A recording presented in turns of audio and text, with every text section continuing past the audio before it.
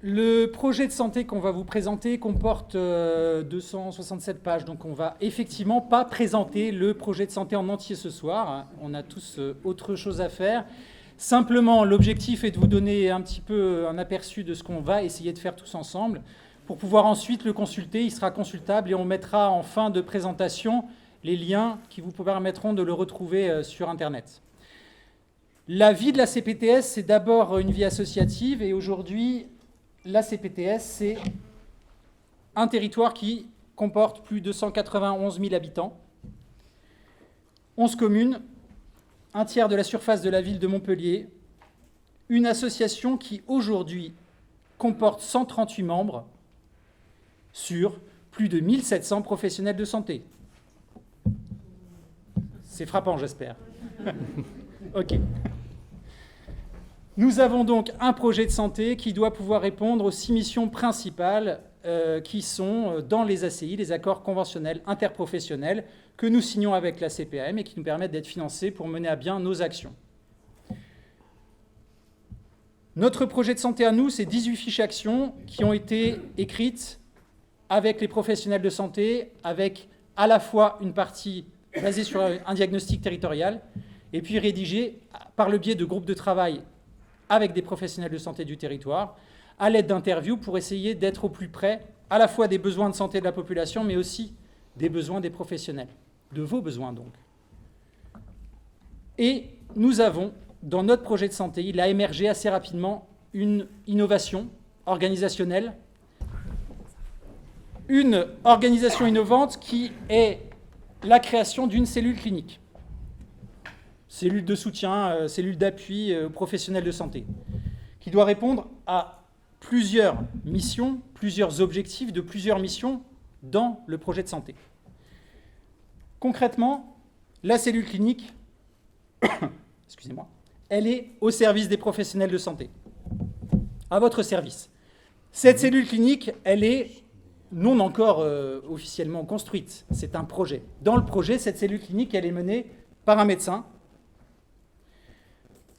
avec l'aide et la collaboration d'infirmiers de pratique avancée et d'infirmières de pratique avancée.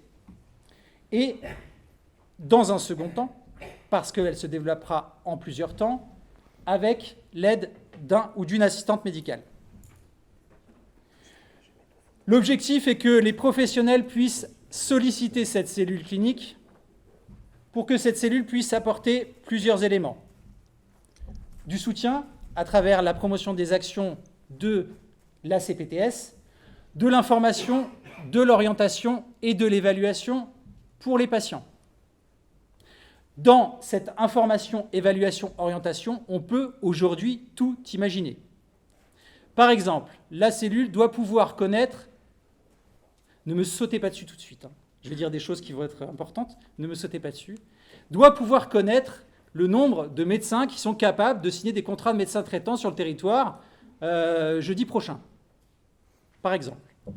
Elle doit être capable de connaître les créneaux de soins non programmés sur le territoire en lien avec le SAS pour pouvoir offrir aux praticiens des créneaux qui seront utilisés et au SAS des créneaux à utiliser. Bien sûr, quand je vous dis ça, c'est l'objectif ultime, c'est l'objectif opérationnel ultime.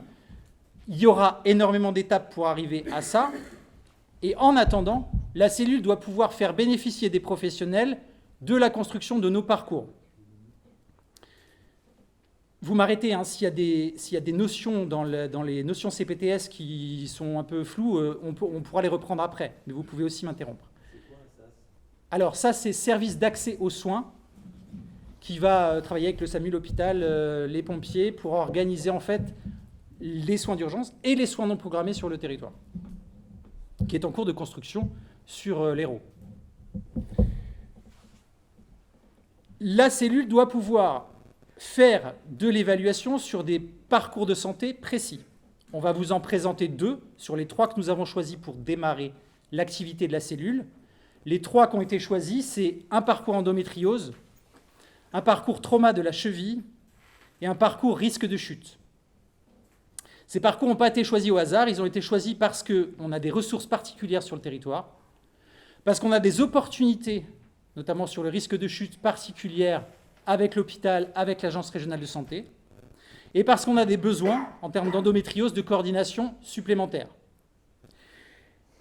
L'idée est aussi de pouvoir préparer des dossiers, préparer des suivis, faire de l'évaluation à domicile en lien avec les médecins du territoire, via un médecin superviseur, le docteur Gobert. Je ne sais pas s'il est parmi nous ce soir.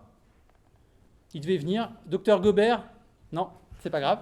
C'est donc notre médecin qui est pilote de l'action et qui sera superviseur de la cellule. Tout ça avec tout ce que ça peut représenter, et vous l'imaginez bien, de questionnements, de tensions, d'interrogations sur qui fait quoi, comment, quelles sont les prérogatives de chacun et comment chacun va pouvoir garder ses prérogatives dans cette organisation-là. C'est notre objectif, trouver une organisation qui fonctionne pour les patients et qui rende réellement service aux professionnels que vous êtes. L'idée de tout ça est partie du constat simple. 75% des professionnels que vous êtes, la première préoccupation ou problématique qu'ils ont dans leur travail quotidien, c'est le manque de coordination, à tous les niveaux. Entre les médecins spé et les médecins généralistes, entre l'hôpital et la ville, entre les infirmiers et les prescripteurs, entre les pharmaciens et les prescripteurs, on a des problèmes de coordination. Coordination qui vont prendre tous énormément de temps. L'idée est donc de pouvoir faciliter cette coordination, non pas avec un logiciel, on en a, vous en avez, on en a plein, mais en essayant d'apporter de l'humain dans les rouages. Ça ne veut pas dire qu'on n'aura pas des systèmes d'information pour nous aider à faire tout ça. Mais l'idée, c'est bien qu'on ait des êtres humains qui puissent à la fois répondre aux problématiques des professionnels et répondre aux besoins des patients. Ça, c'est ce que vous obtiendrez si ça fonctionne. Un coup de téléphone, un interlocuteur qui peut répondre à vos questions, qui peut trouver des créneaux de kiné, qui peut trouver un rendez-vous à l'hôpital, qui est en lien avec les filières spécialisées endométriose sur l'hôpital par exemple. Bref, des interlocuteurs qui trouveront les informations et qui sont capables de vous aider à coordonner les situations un peu compliquées ou en tout cas les situations cliniques. Pour que ça marche, pour que ce soit simple pour vous, ça va être compliqué à faire.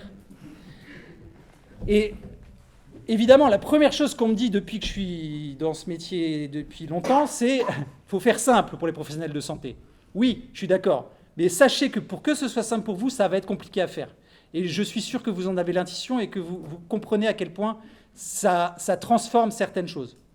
Avec des peurs, avec des tensions, mais aussi avec des moyens qui nous sont accordés par la CPAM et par d'autres acteurs pour pouvoir enfin faire quelque chose à notre échelle qui soit cohérent. Et quand vous regardez un petit peu, alors il y a des acronymes, j'en ai 148 sous la main, mais je ne vais pas tous vous les faire, mais il y a plein d'acronymes que vous connaissez et d'autres moins. Tout ça nécessite une organisation, des moyens, des référents, des ressources, notamment en termes de choses très simples. Qui fait quoi sur le territoire? Ça fait 20 ans qu'on cherche tous à avoir un annuaire à jour de qui fait quoi sur le territoire. On ne l'a toujours pas. Donc, un de nos objectifs sur 2024 sera d'aller à votre rencontre pour avoir des éléments d'information qui vont nourrir ce qu'on appelle un répertoire opérationnel territorial, qui vont nourrir notre banque d'informations qui va aider la cellule clinique à se déployer. Je résume, bien évidemment, et quand vous aurez lu les 267 pages du projet de santé, vous reviendrez vers moi et je viendrai vous réexpliquer chez vous comment ça peut marcher, quelles sont les étapes qu'on a prévues pour faire tout ça. Nous avons un territoire énorme. Vous en avez peut-être conscience, il est en filigrane. Je vais vous le remontrer. Voilà notre territoire. C'est un territoire grand. C'est une CPTS de taille 4. Il n'y en a pas beaucoup dans la région. Sans commentaire. Évidemment que nous n'allons pas débarquer avec une cellule clinique pour couvrir tout le territoire dès janvier 2024. Il faut qu'on puisse déployer cette cellule et les actions inhérentes à la création de cette cellule sur une partie du territoire. Nous commencerons donc par 2 sites qui ne sont pas choisis au hasard, qui sont choisis parce que ce sont des sites où les patients en ALD sur ces territoires sont ceux qui ont le moins de médecins traitants. Je vais recommencer à l'envers. Un de nos objectifs va être de trouver des médecins traitants pour les patients en ALD. C'est un objectif de la CPM qui est amené au CPTS et c'est cohérent. On doit être à 98, 97, 99, on verra ce qu'on négocie avec la CPM, mais en tout cas, il va falloir trouver des médecins traitants. Les territoires les plus en demande ou les plus en besoin sont 4 communes, Saussan, La Vérune, Pignan, Murviel, et puis la ville de Montpellier avec une partie de Saint-Jean-de-Védas, qui devra donc être notre territoire de construction, d'expérimentation, d'innovation pour la création de notre cellule clinique. Terrains qui ne sont pas choisis au hasard non plus, puisque les besoins des personnes dans ces endroits correspondent à ce qu'on a envie de faire à notre projet de santé et à notre cellule clinique. J'ai parlé des parcours. Il s'agit d'améliorer donc des parcours de soins. Pour l'instant, en gros, gynécologie, traumato, avec un focus la première année sur l'endométriose, le trauma de la cheville. La prévention des chutes chez les personnes âgées qui nous amènera assez naturellement au programme ICOP de prévention de la fragilité, mais dans un second temps. Et puis des programmes de prévention, puisque les CPTS ont une mission de développement d'actions de prévention qui concerneront diabète de type 2, insuffisance cardiaque et l'antibiothérapie. Merci. Et le bon usage de l'antibiothérapie. Là aussi, en lien avec des projets qui sont déjà en route sur le territoire et que nous allons reprendre. La CPTS n'a pas vocation à le faire à votre place, elle n'a pas vocation à faire concrètement les projets à la place des MSP ou à la place d'autres actions de coordination, comme le centre de santé de Jérémy Malek, par exemple. La CPTS a vocation à organiser un petit peu les choses sur un territoire qui dépasse en fait les échelles plus cliniques. Cette cellule va se constituer autour de ces 3 parcours. Concrètement, en voilà. On en a choisi 2 ce soir à vous présenter, rapidement encore une fois. C'est un extrait à la fois de ce qui est attendu en rédaction dans le projet de santé. Dans le projet de santé, il y a les moyens, il y a les objectifs qui sont détaillés. Là, on a fait très synthétique. Et Marie-Aude, oui. Je peux te laisser partir comme ça sur le trauma de la cheville ? Allez, partons sur le trauma. Donc, je me présente, Marie-Aude Munoz. Moi, je suis chirurgien orthopédiste et j'ai une spécialité parce que je fais que de la chirurgie du pied et de la cheville. J'ai une particularité qui m'a amenée un peu jusque-là, c'est que j'ai développé un centre avec des paramédicaux, donc des kinés, des podos, des médecins du sport et donc des chirurgiens orthopédistes, et on travaille tous autour du pied et de la cheville. Donc on a dans les acronymes que vous avez vus, c'est ce qu'on appelle un ESS, une équipe de soins spécialisés. C'est des choses qui sont beaucoup poussées en avant, l'objectif étant qu'on concentre la technique et les moyens et pour pouvoir éviter les errances de patients et tout ça. Et donc en fait là ce que j'avais proposé en rentrant à la CPTS, c'était de mettre, vu qu'on a essayé de développer quelque chose, un outil assez moderne, de le mettre à la disposition de la CPTS pour résoudre une des problématiques. Alors c'est pas...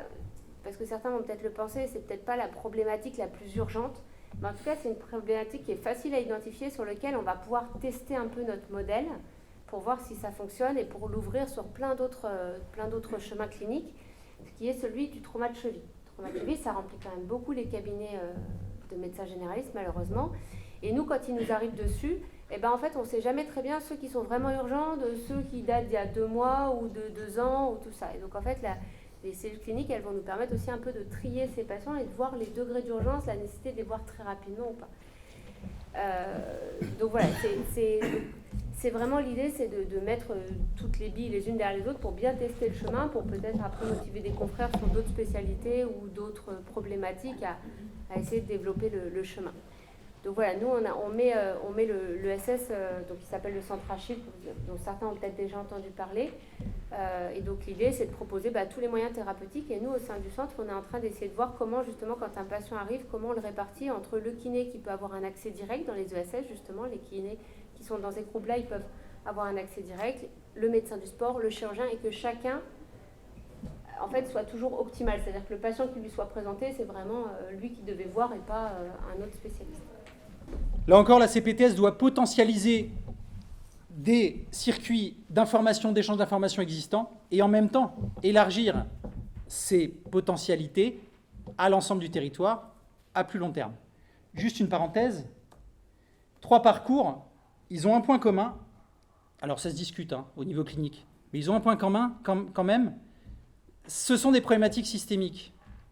Et donc c'est intéressant parce que ça va toucher, plus ou moins, de nombreux professionnels en interdisciplinarité. Ça va nous obliger aussi à discuter, à construire, à réfléchir en interdisciplinarité dès le départ de ces projets. C'est ce qui nous intéresse dans ces parcours cibles qui sont les premiers que nous allons déployer. Deuxième parcours qu'on a choisi de vous présenter, le parcours risque de chute. Vous connaissez tous ICOP? Non? ICOP, Programme international de prévention et de repérage de la fragilité chez les personnes âgées. Ce n'est pas ce qu'on va faire nous, parce que tout le monde le fait, et on ne veut pas faire ce que tout le monde fait. Donc on le fera plus tard. On a l'opportunité en fait de rentrer dans un programme national d'expérimentation du repérage et du prévention du risque de chute chez les personnes âgées toujours, avec le professeur Blin du CHU de Montpellier, en lien avec l'Agence régionale de santé côté DOSA, c'est-à-dire côté direction de l'offre de soins et de l'autonomie, pour pouvoir travailler sur un outil, un algorithme de repérage du risque de chute léger, modéré, sévère chez les personnes âgées. Pourquoi? Parce qu'en fait, si les gens tombent, à un certain âge, ça pose des problèmes, ça crée des hospitalisations inutiles, ça crée éventuellement de l'institutionnalisation ou des décès qui auraient pu être évités. Un nombre d'hospitalisations qui pourrait être évité. Le professeur Blin travaille au niveau international sur cette question depuis longtemps et il a établi une grille de repérage avec un algorithme qui permet de repérer les chuteurs à risque léger, modéré et puis sévère. L'idée est de créer là aussi des liens entre le spécialiste, les spécialistes que sont l'hôpital, les autres ressources cliniques que nous avons sur le territoire en termes d'établissement et de structure de soins, de mettre en lien avec les professionnels du territoire et non seulement les professionnels de santé, mais les professionnels de l'action sociale qui vont voir les gens chez eux, et de pouvoir, en maillant le territoire comme ça, avoir une idée de la population, du risque de chute, et ensuite de pouvoir proposer une réponse à ce risque de chute en faisant de la prévention. Avec un programme qui pourrait, dans un article 51, s'il y a lieu l'année prochaine, déboucher sur un panier de soins qui sera remboursé par la Sécurité sociale et qui permettra d'avoir de l'ergothérapie à domicile pour évaluer le risque et pouvoir des transformations ou des moyens techniques, avoir de la kiné, avoir de la nutrition, bref, tout un tas de professionnels qui pourront intervenir dans un programme de prévention du risque de chute. Là aussi, beaucoup de travail sur l'organisation. Nous avons vocation à travailler avec l'ARS si elle le souhaite. Pour l'instant, c'est qu'un projet, mais nous allons en tout cas nous servir de notre cellule clinique pour essayer de mettre en œuvre ce repérage, au moins dans un premier temps, le repérage du risque de chute.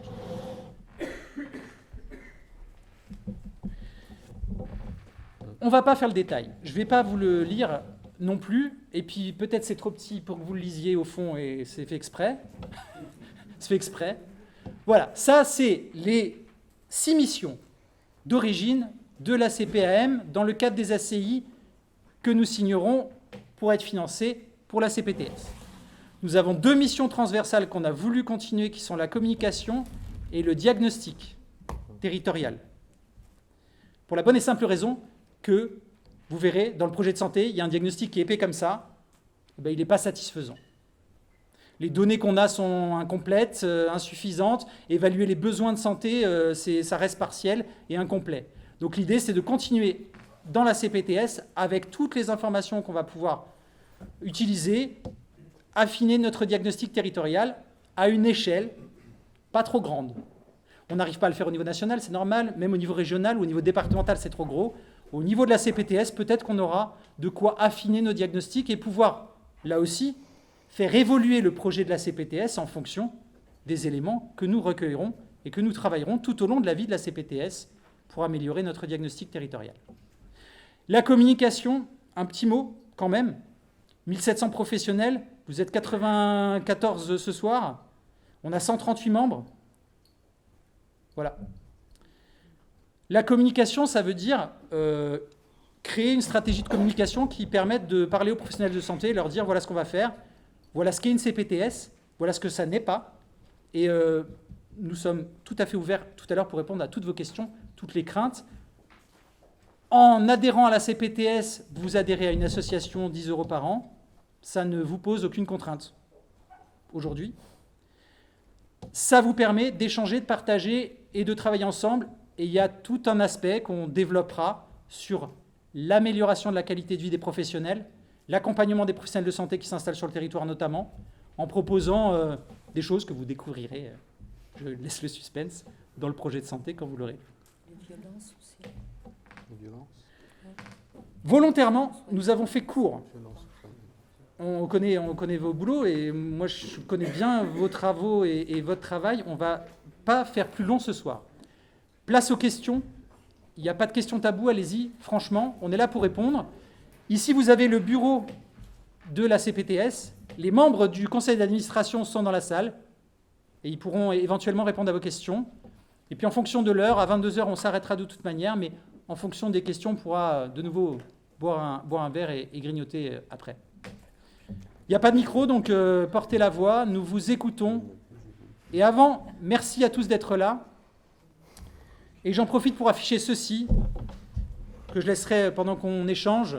Il y a là-dedans de quoi communiquer avec nous, mon téléphone, le mail de la CPTS, et puis de quoi vous inscrire sur Helloasso ou récupérer ou consulter le projet de santé. Merci beaucoup. À vous. Merci Cyril.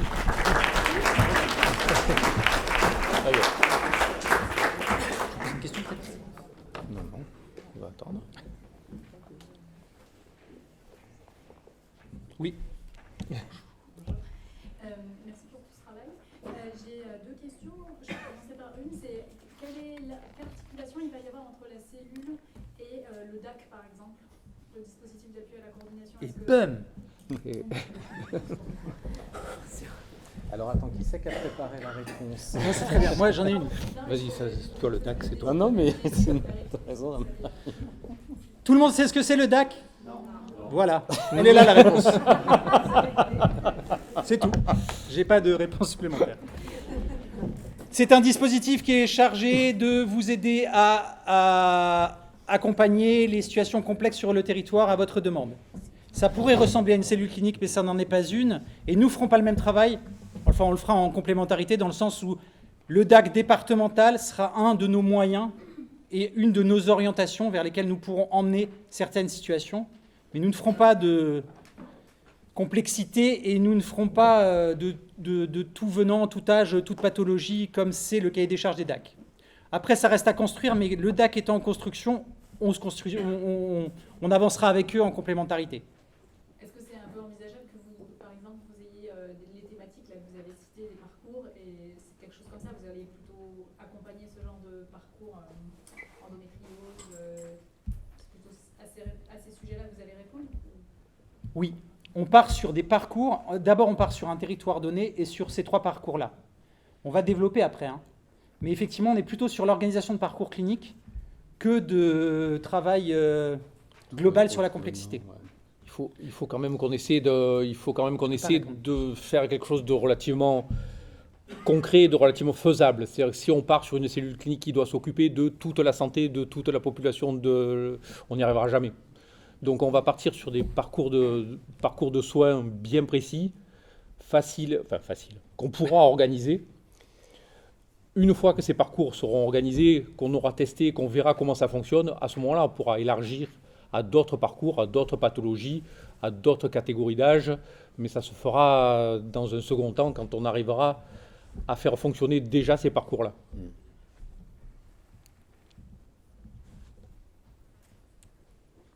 Tu avais 2 questions. Ah oui. Pourquoi vous voulez vous distinguer d'ICOP? On veut pas se dire. Alors, Bien sûr. on veut pas se distinguer d'ICOP. On n'a pas fait ICOP pour le moment. On a l'opportunité de prendre en charge ce parcours de soins de prévention des chutes, qui est une partie d'ICOP en fait. Donc on va se concentrer sur la prévention des chutes. Quand c'est dans la même optique, c'est-à-dire quand ce parcours-là sera évalué, fonctionnera, à ce moment-là, on pourra l'étendre à ICOP. Pour ajouter, Marine, effectivement, il y a cette opportunité avec le professeur Blin de mettre en place ce programme.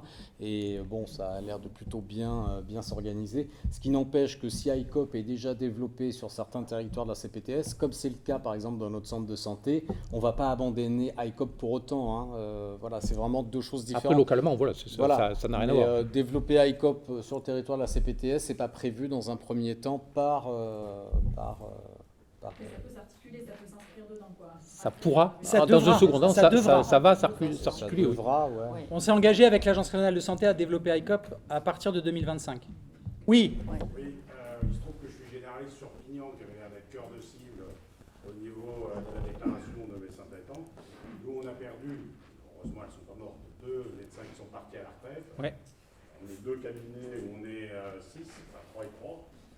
Je crois qu'on est quasi, enfin, nous on est plein et vous pas loin, parce que vous en avez une qui est arrivée il y a pas très longtemps. Ouais. Mais on ne peut pas, avec toute la bonne volonté du monde, on ne peut signer plus personne. ok.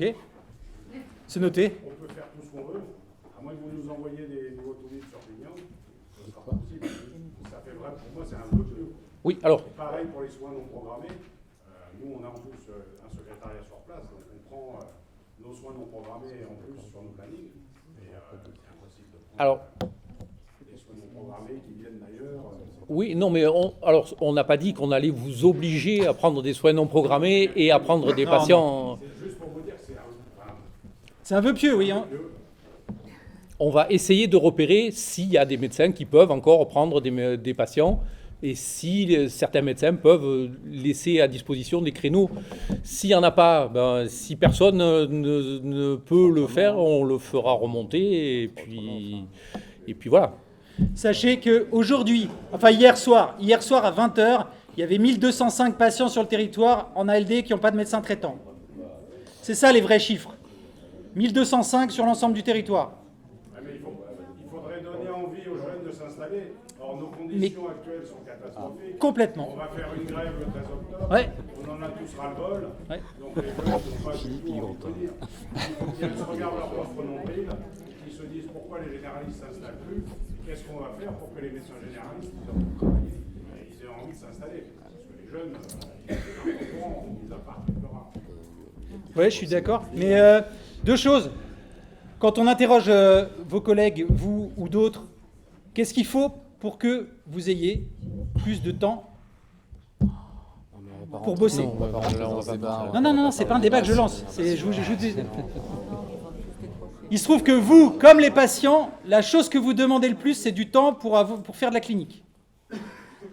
Vous aurez compris, ou pas, que ce qu'on essaye de faire, ce qu'on va essayer de faire, c'est de libérer du temps pour faire de la clinique. Dans ce temps libéré, peut-être, potentiellement, que ça va offrir des conditions aux nouveaux qui seront plus favorables et que ça va permettre à certains généralistes de prendre des contrats de médecins traitants. Il y en a peut-être ce soir, et s'il n'y en a pas, c'est pas grave. Il y a des médecins traitants aujourd'hui qui ont répondu à notre enquête en ligne qui acceptent de signer des contrats aujourd'hui. Il y en a encore.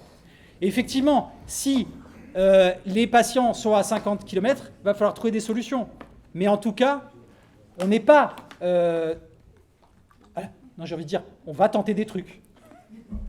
Je te l'ai dit, nous, on a un secrétariat sur place. Oui. Donc, si tu veux, moi, 95% du montant, c'est de la clinique, parce que c'est le secrétariat Ouais. qui fait tout le reste. J'ai besoin de joindre quelqu'un, c'est le secrétariat qui appelle et qui me passe la communication au dernier moment. Donc, on est vraiment optimisé petits oignons. Ok. On peut faire tout. Bah, peut-être vous pourrez pas. Et juste une chose, les soins non programmés, les créneaux, ils sont utilisés, ceux que vous avez? Alors, nous, comme on a le secrétariat sur place, c'est la secrétaire qui nous les met en place. Ok. Et ça marche. Ok. Merci. Merci.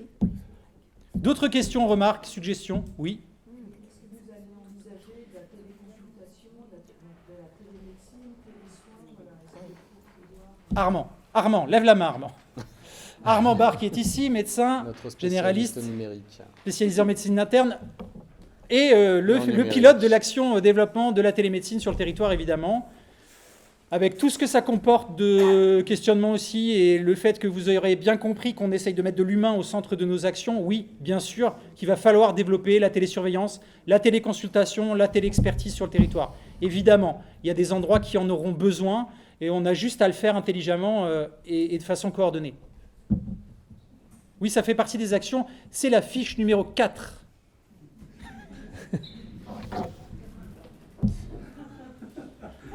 D'autres questions, suggestions, remarques? C'est le moment, hein. Profitez-en, on est là. Vous nous verrez. Je vais en poser une autre. Allez-y. Sur l'ESS, Oui. j'ai compris qu'il y avait donc chirurgien, médecin du sport, kiné, etc.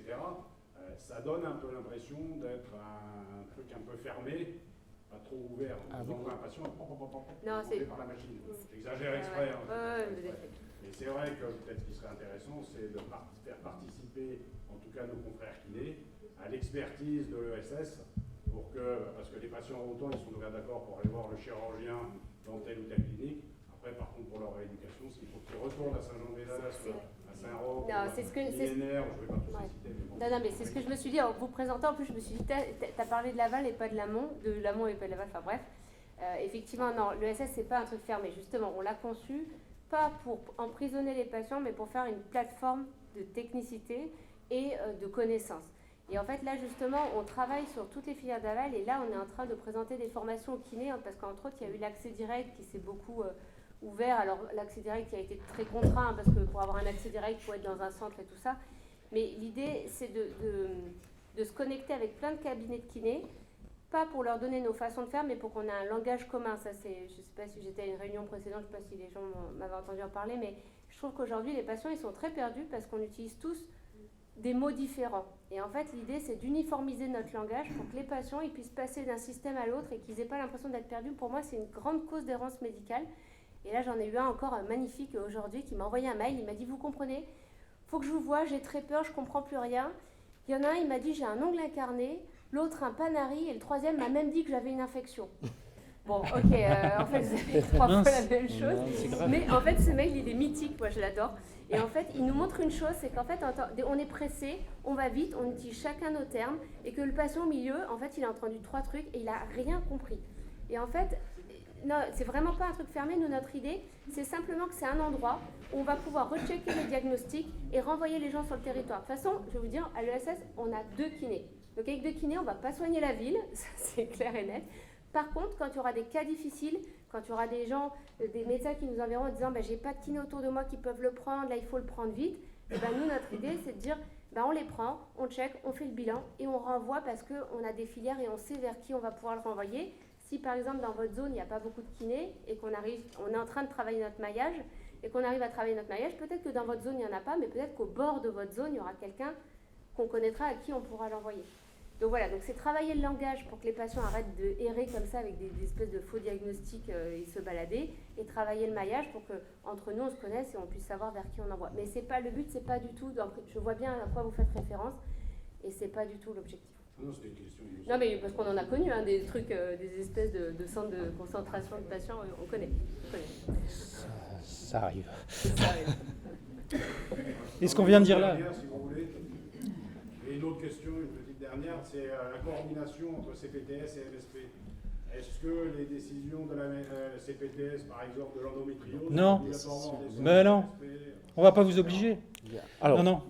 alors, il n'y aura rien d'obligatoire, mais le but quand même, ce serait que les MSP travaillent en coordination avec la CPTS de son territoire. Après, si la maison de santé, je participe aux deux, donc si la maison de santé veut faire des actions qui ne sont pas prises en charge, qui ne sont pas dans le programme de la CPTS, il n'y a aucun problème, il n'y a aucune obligation. Même la maison de santé peut essayer de faire remonter à la CPTS une action qui a bien fonctionné pour l'étendre sur tout le territoire. Ce qu'on va pouvoir faire, c'est apporter de l'expertise à ceux qui voudraient monter des ESS ou des MSP, par exemple, parce qu'on a de l'expertise et de l'ingénierie pour le faire. Accompagner les projets voilà. Aujourd'hui, il n'y a pas beaucoup de MSP sur notre territoire. C'est dommage. Et c'est plutôt le contraire. La CPTS, si elle doit servir à quelque chose, c'est à faire émerger des projets de MSP. Justement parce qu'on commence à bosser bien ensemble et qu'on se dit que ça pourrait être intéressant d'avoir des financements et d'avoir des actions plus locales. D'autres questions, remarques, suggestions ou autres? ISP ou Oui. centre de santé. Au centre. Non, mais je dis ça. C'est pas toi. Pour ce qui est qu'il y ait une coordination uniforme entre tous les professionnels de santé, est-ce que ça voudrait dire qu'à un moment donné, on va bénéficier d'une formation ou d'un aiguillage pour parler justement le même langage, le même travail, pour arriver à la même chose? Et comment, du coup, on rentre dans ce contexte de soins? Vous voyez ce que je veux dire? Oui. C'est-à-dire que, dans le but d'expliquer, etc., tout, exemple, cabinet, kinésithérapeutes peuvent prétendre rentrer dans cette démarche-là, mais ils n'auront pas tous la même compétence, la même approche, le même langage. Donc, comment pouvoir être légitime sur ce... Vous voyez ce que je veux dire? Donc, comment on peut avoir voilà, comment ça va se... C'est à construire, mais ce qui est valable pour le parcours cheville et valable pour l'endométriose, c'est créer de la formation en interne, dans la CPTS Et en local, parce qu'en fait, et en local. moi, dans mon observation, ce que j'ai observé, c'est que les professionnels de santé se formaient beaucoup aujourd'hui, mais on a accès à plein de formations différentes et on entend plein de choses. Et je pense qu'il va falloir favoriser les formations locales, parce que si on va se former à Strasbourg avec les techniques, alors vous allez me dire, normalement, on devrait avoir tous les mêmes techniques. On est d'accord. Bon, en pratique, c'est pas le cas. Donc moi, je pense qu'il faut refavoriser les formations en local, dans nos CPTS, dans nos petits coins, pour qu'on sache, le confrère d'à côté, ce qu'il en pense et comment il gère les choses. Et là, en fait, moi, je vois beaucoup de formations sur Internet ou dans d'autres villes, ou, données par des gens qui ne sont pas de la ville.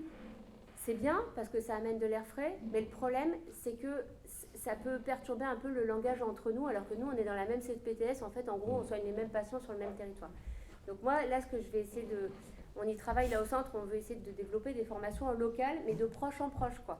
Pour vraiment que les professionnels qui sont autour de nous, ils sachent comment on travaille, pour qu'on sache eux aussi comment ils travaillent, et essayer de diminuer un peu la formation sur des grands territoires pour la ramener au local, quoi. C'est du locavore, quoi. En fait, c'est comme ça, c'est en travaillant, en discutant ensemble, en montant des projets ensemble, qu'on va finir par avoir Par le même s'harmoniser. langage, par se connaître et harmoniser l'ensemble. On va se voir souvent. Après, On va se c'est voir pareil, souvent.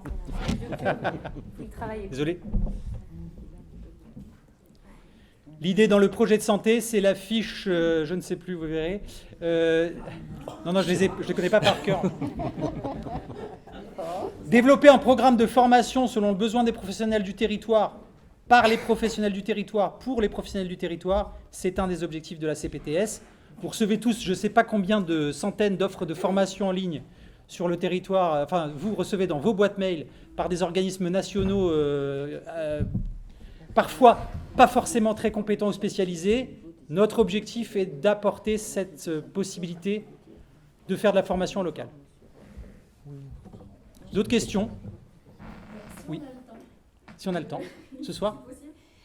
Vous pourriez quand même nous donner au moins les grosses lignes des différentes actions prévues Voilà. Je lise. Il Qui c'est qui s'y colle? y avait la Ça va gestion être long. des crises sanitaires en mission. Il y avait aussi la violence faite aux soignants.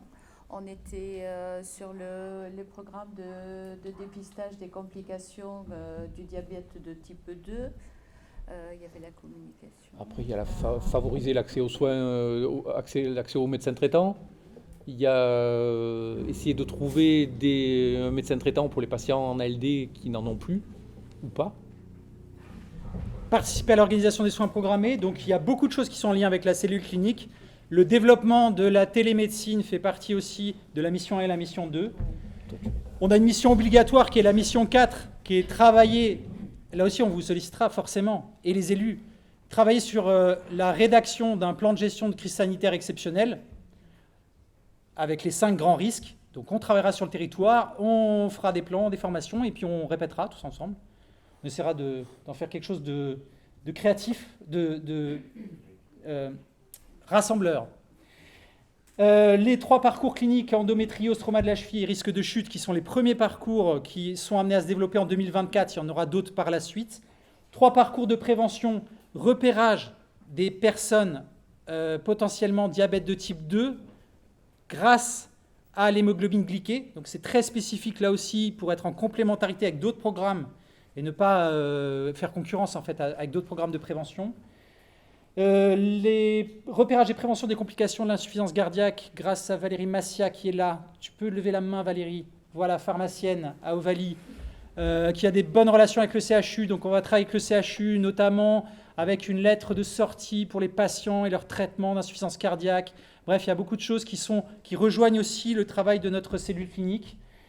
La sensibilisation au bon usage de l'antibiothérapie, là aussi c'est un programme qui existe déjà, qu'on va accompagner, qu'on va amener sur le territoire et qui peut-être se transformera avec la même méthodologie en programme de prévention de l'usage des opioïdes en 2025-2026, à voir.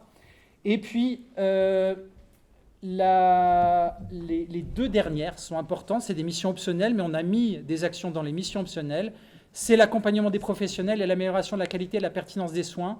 On a beaucoup misé sur l'efficacité de la cellule clinique pour soulager une partie du travail de coordination des professionnels de santé, mais aussi vous offrir une veille sanitaire, sociale, juridique, scientifique sur le territoire. En gros, vous aurez la possibilité d'avoir accès à des informations qui sont décodées, notamment juridiques, sur les nouveaux dispositifs, les financements, les règles de droit, un décodage de la loi de financement de la sécurité sociale. Et là aussi, non pas fait par des organismes nationaux, mais bien fait à notre échelle, avec des groupes de travail qui animeront le territoire également. La formation, on en a parlé, créer un groupe de formation qui puisse apporter de la formation aux professionnels sur le territoire avec les professionnels. Et enfin, dernière chose, expertise sur l'exercice regroupé, j'en ai parlé tout à l'heure, prévention et accompagnement des violences faites aux soignants, spécifiquement, avec des spécialistes, des associations qu'on a déjà contactées, qui sont prêtes à travailler avec nous. Et puis proposer de l'analyse des pratiques, ou en tout cas créer des conditions favorables à l'échange des pratiques entre vous, par corporation, ou de manière interdisciplinaire, pour créer encore une fois une identité territoriale, même si avec notre territoire, on est bien conscient qu'on n'aura pas une identité commune et globale et qu'on ne fera pas tous la même chose entre Montpellier et puis Cournon-Sec, mais on va essayer de créer une cohérence, en tout cas une communauté de pratiques, c'est dans le titre. Voilà, rapidement. Dernière chose, c'est par contrat que nous ferons ça avec la CPAM. Sachez aujourd'hui que le projet est écrit, on le présente à vous, et j'attends vos remarques, échanges bien après cette réunion, pour qu'on puisse encore ajuster des choses. Mais nous ne sommes pas rentrés en négociation des accords conventionnels avec la CPM encore. Le guichet CPTS qui va valider et amener les éléments d'information à l'ARS pour qu'elle puisse valider le projet, tout ça n'est pas fait. Nous espérons, si tout va bien, signer les assises avant la fin de l'année pour pouvoir aller à votre rencontre dès janvier pour commencer à travailler concrètement sur toutes ces actions. Oui. Dans le parcours de soins là, que vous proposez, il n'y aura que des adhérents du CPTS ou il y aura Non. des 1700 professionnels Entre les deux. Au début, il y aura les adhérents et puis à la fin, il y aura les 1700. Dans les actions, il y a tous les professionnels de santé qui veulent s'impliquer dans les actions. Adhérents ou pas adhérents, il n'y a pas d'obligation de ce côté-là. Hein. Quelle que soit la profession. Un exemple, nous avons aujourd'hui un outil, une interface qui nous permet d'échanger, de partager, de travailler ensemble, qui s'appelle Plexus Santé, qu'utilisent des CPTS en France. Nous l'avons. Aujourd'hui, c'est les membres qui sont inscrits sur Plexus. Au fil du temps, ça va se développer et on n'aura pas besoin d'être membre de l'association pour bien sûr travailler sur les projets, faire partie des groupes de travail, avancer et être indemnisé dans le cadre de l'indemnisation des professionnels de la CPTS.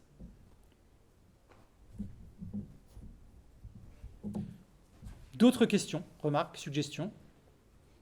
Il n'y a pas de sujet qui fâche, tant mieux. Oui? Qui va recruter, ou je ne sais pas comment ça va se passer au niveau de la cellule qui recrute les médecins, infirmières et tout ça, comment ça se passe?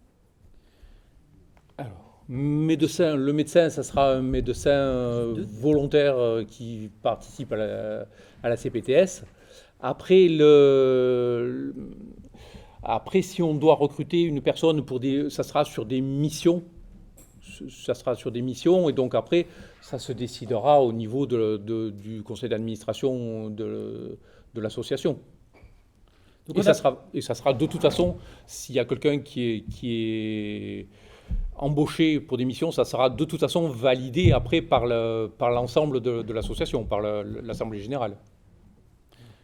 Deux choses. L'association est employeur, et elle sera employeur. On n'aura pas de groupement d'employeurs. L'association sera employeur des gens qui travaillent. Soit des professionnels indépendants, soit des salariés. Ce qui n'est pas un problème ni l'un ni l'autre. Pour le recrutement, on va travailler sur la cellule clinique. Dans les 6 premiers mois de l'année, on va travailler sur la configuration de cette cellule et justement sur qui on embauche, comment on embauche, quelles sont les prérogatives des uns et des autres pour que la cellule fonctionne. Donc en fait, on va faire un cahier des charges, on va faire un profil de poste et puis ensuite on lancera des recrutements. Mais ça peut être aussi bien des mises à disposition, des honoraires facturés par un IPA que quelqu'un qui serait embauché. On n'a pas de structuration. Comprenez bien une chose, s'il y a un message important à faire passer, c'est que la CPTS est une association pour avoir cette souplesse-là. Et tant qu'on l'a, tant mieux. C'est-à-dire qu'on va pouvoir être souple. Et si par exemple, on embauche 50% d'IPA à Pignan, 50% à Montpellier, puis qu'on s'aperçoit que ça ne fonctionne pas, on a justement cette souplesse-là qui nous permet de réorganiser les choses et de réorienter les contrats de travail, les temps de travail ou les professionnels vers d'autres actions ou vers d'autres territoires, par exemple. Ça répond ? Merci. D'autres questions, d'autres remarques ? Je voulais remercier vivement les 40 professionnels de santé qui ont répondu à l'enquête sur 1700. Mais merci. Grâce à ça, grâce à ces quelques questions auxquelles certains ont répondu, ça a permis de lancer des entretiens, d'aller voir des gens, de rencontrer des gens et finalement d'affiner un diagnostic qui, encore une fois, s'il n'était que chiffré, n'aurait aucun intérêt. Merci aussi aux 45-49 professionnels de santé qui ont donné leur temps pour l'organisation des groupes de travail. Nous avons fait la rédaction de ce projet de santé en quelques mois, alors que normalement, il faut au moins une année pour le faire. Donc merci pour votre investissement. Ça restera, et je tiens à le dire, partiel, pas totalement répondant à tous les besoins, mais justement, l'objectif de notre projet de santé est d'inclure dans le projet lui-même cette volonté de répondre à vos besoins tout au long de la vie de la CPTS, et pas uniquement aux injonctions de la CPM ou de l'ARS, mais bien de rendre notre projet cohérent par rapport au territoire. Merci. Merci Cyril pour la rédaction du projet. Oui.